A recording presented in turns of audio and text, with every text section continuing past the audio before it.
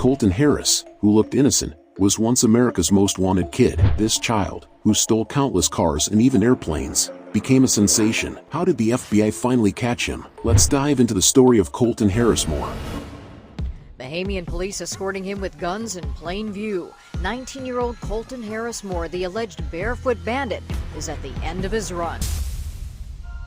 Colton's father was a drug addict. Colton was very young when his father was sentenced in a case and sent to jail. After his father went to jail, the conditions at Colton's home worsened. His mother often tortured him and kept him hungry.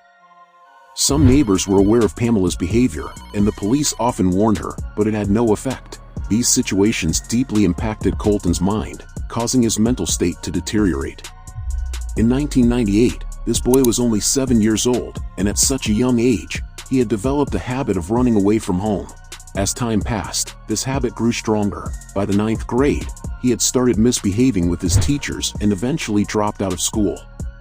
Colton began spending many days in the nearby forest after running away from home. People came to the forest for camping, and when hungry, Colton would steal their food. Colton was still very young when one night he planned to steal from someone's house. One night, he entered a house barefoot through a window, stole some money, and then disappeared. Many people in his area were aware of his habit of stealing, and thus the matter reached the police, who warned him but let him go. Despite this, Colton did not stop his actions, and in July 2006, the police planned to arrest him. However, this boy was so clever that he evaded the police for the next year, hiding in the forest. 15-year-old Colton would come out of the forest every night to steal and then return to hide in the forest.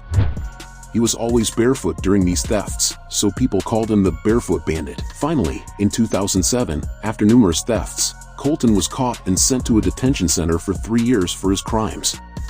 During this time, Colton's behavior began to change. People thought he might not commit any more crimes, but that didn't happen. On April 29, 2008, Colton escaped from the detention facility, and what he did next was very surprising. Just 2 days after escaping, he stole a boat from Kamano Island and fled to Orcas Island. Now, Colton started planning something unimaginable. He began learning how to fly airplanes through books and videos.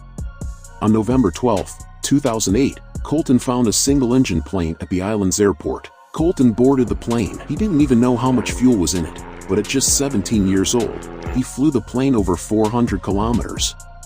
Colton realized the plane was running out of fuel and decided to land, but he couldn't control the plane, and it crashed. For the next few months, no thefts were reported. Everyone thought Colton might not have survived, but they were wrong. 6 months later, when Colton reappeared, he stole a police car that contained a police officer's mobile phone, an assault rifle, and other equipment. Until now, Colton hadn't harmed anyone, and in the eyes of some people, he had become very brave, a boy who wasn't afraid of anyone and lived life on his own terms.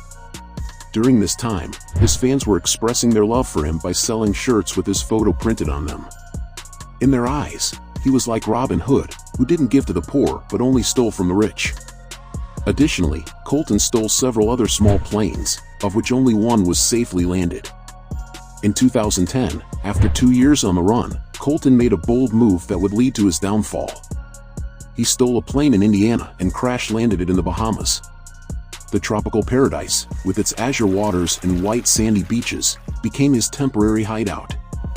But the Bahamas, while picturesque, was not the impenetrable fortress Colton had hoped for. The local authorities, with the assistance of the FBI, launched an intensive manhunt. The pressure was immense. Colton, now 19, found himself cornered. Desperate and running out of options, he stole a boat, attempting to make a final escape. But his luck had run out. After a high-speed chase at sea, he was apprehended by Bahamian police.